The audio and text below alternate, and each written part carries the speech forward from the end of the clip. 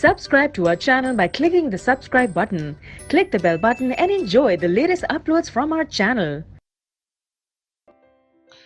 Now student, next theorem मैं Pythagoras theorem आपको prove कराने जा रहा हूं। बट पाइथागोरस थ्योरम से पहले आपको क्या होना चाहिए, एक और थ्योरम का स्टेटमेंट पता होना चाहिए, एक थ्योरम और पता होनी चाहिए।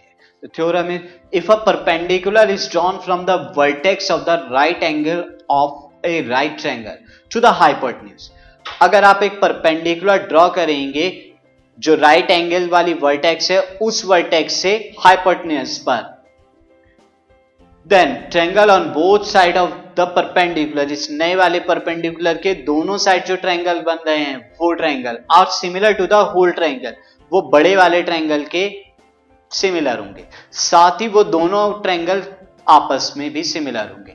यानी आप देखें ट्रायंगल ए बी सी एक राइट ट्रायंगल था एंड राइट ट्रायंगल किस पर है, वर्टेक्स बी पर है। मैंने इस बी से ड्रॉ किया एक परपेंडिकुलर किस पर, ए सी पर ड्रॉ किया और उसे नाम देता हूं मैं बी डी को।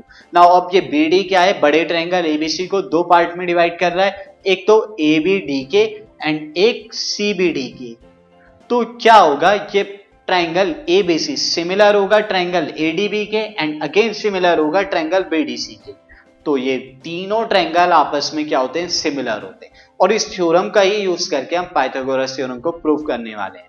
आप इस थ्योरम का स्टेटमेंट जो है क्रैम कर लीजिए इसे शॉर्ट करके, ये थ्योरम आपको काफी काम आएगी।